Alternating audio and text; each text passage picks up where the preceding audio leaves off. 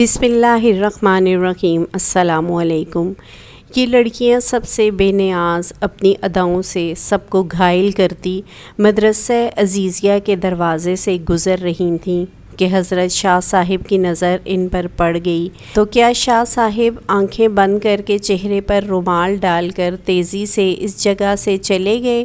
نہیں جناب، حضرت نے اپنے ساتھیوں سے پوچھا، یہ کون ہیں؟ ساتھیوں نے بتایا کہ حضرت یہ طوائفیں ہیں اور کسی ناچ رنگ کی محفل میں جا رہی ہیں۔ حضرت شاہ صاحب نے فرمایا، اچھا یہ تو معلوم ہوا، لیکن یہ بتاؤ کہ یہ کس مذہب سے تعلق رکھتی ہیں؟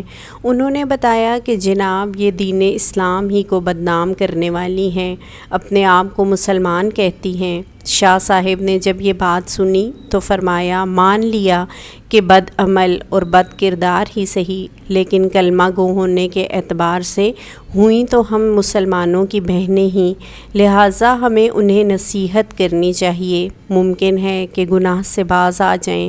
ساتھیوں نے کہا، ان پر نصیحت کیا خاک اثر کرے گی، بلکہ ان کو نصیحت کرنے والا تو الٹا خود بدنام ہو جائے گا۔ تو کیا شاہ صاحب بدنامی کے ڈر سے اپنے ارادے سے پھر گئے؟ نہیں جناب، شاہ صاحب نے فرمایا، تو پھر کیا ہوا؟ میں تو یہ فریضہ ادا کر کے رہوں گا، خواہ کوئی کچھ سمجھے۔ ساتھیوں نے عرض کیا، حضرت آپ کا ان کے پاس جانا قرین مصلحت نہیں ہے، آپ کو پتہ ہے کہ شہر کے چاروں طرف آپ کے مذہبی مخالفین ہیں جو آپ کو بدنام کرنے کا کوئی موقع نہیں چھوڑتے۔ آپ نے فرمایا، مجھے ذرہ بھر پرواہ نہیں، میں انہیں ضرور نصیحت کرنے جاؤں گا۔ اس عزم صمیم کے بعد آپ تبلیغ حق و اصلاح کا عزم صادق لے کر گھر میں تشریف لائے، درویشانہ لباس زیب تن کیا اور تن تنہا ان کی حویلی کے دروازے پر پہنچ گئے اور صدا لگائی، اللہ والیو دروازہ کھولو اور فقیر کی صدا سنو۔ آپ کی آواز سن کر چند لڑکیاں آئیں، انہوں نے دروازہ کھولا تو دیکھا باہر درویش صورت بزرگ کھڑا ہے۔ انہوں نے سمجھا یہ کوئی گداگر فقیر ہے، سو انہوں نے چند روپے لا کر تھما دیے، لیکن اس نے اندر جانے کا اصرار کیا اور پھر اندر چلے گئے۔ اوہ یہ کیا کیا؟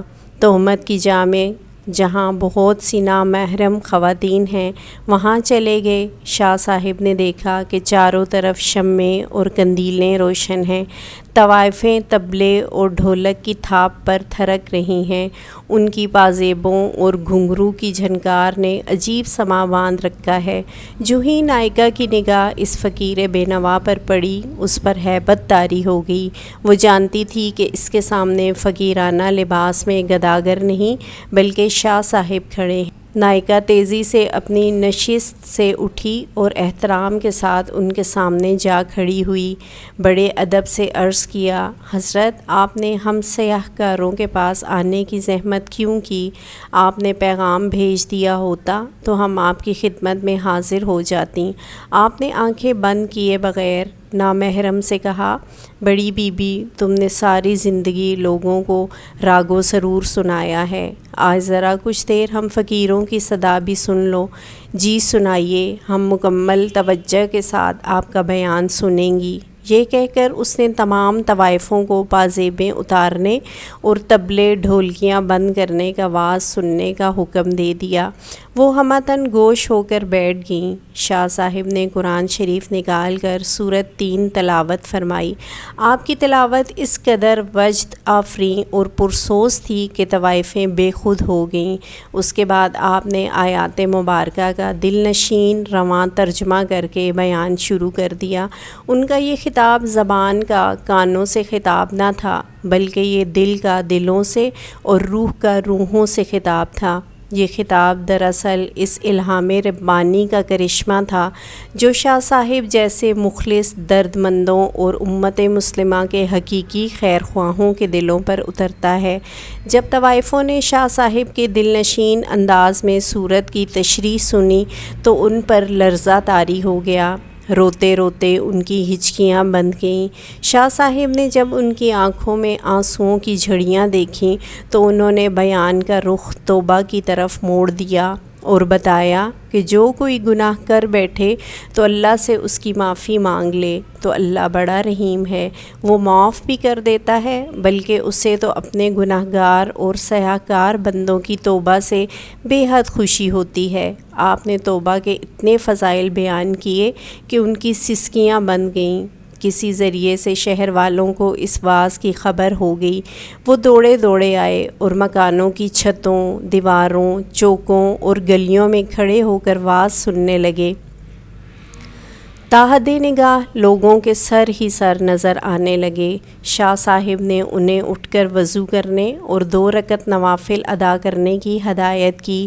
راوی کہتا ہے کہ جب وہ وضو کر کے قبلہ رخ کھڑی ہوئیں اور نماز کے دوران سجدوں میں گریں تو شاہ صاحب نے ایک طرف کھڑے ہو کر اللہ کے سامنے ہاتھ پھیلا دیے اور عرض کیا، اے مقلب القلوب، اے مصرف الاحوال، میں تیرے حکم کی تعمیل میں اتنا کچھ ہی کر سکتا تھا، یہ سجدوں میں پڑی ہیں، تو ان کے دلوں کو پاک کر دے، گناہوں کو معاف کر دے اور انہیں آبرومند بنا دے، تو تیرے لیے کچھ مشکل نہیں، ورنہ تجھ پر کسی کا زور نہیں۔ میری فریاد تو یہ ہے کہ انہیں ہدایت عطا فرما، انہیں نیک بندیوں میں شامل فرما۔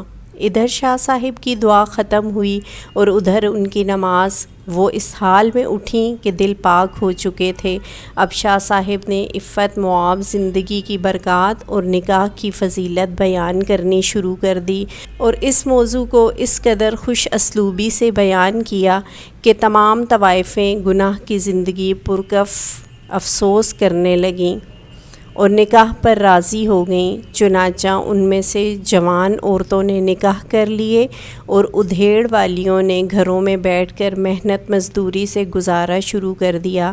کہتے ہیں کہ ان میں سے سب سے زیادہ خوبصورت موتی نامی خاتون کو جب اس کے سابقہ جاننے والوں نے شریفانہ حالت اور سادہ لباس میں مجاہدین کے گھوڑوں کے لیے ہاتھ والی چکی پر دال پیستے دیکھا تو پوچھا، زندگی بہتر تھی جس میں تو ریشم و حریر کے ملبوسات میں شاندار لگتی اور تجھ پر سیم و زر نچھاور ہوتے تھے، یا یہ زندگی بہتر ہے جس میں تیرے ہاتھوں پر چھالے پڑے ہوئے ہیں؟ کہنے لگی، اللہ کی قسم مجھے گناہ کی زندگی میں کبھی اتنا لطف نہ آیا جتنا مجاہدین کے لیے چکی پر دال ڈلتے وقت ہاتھوں میں ابھرنے والے چھالوں میں کانٹے چبھو کر پانی نکالنے سے آتا ہے۔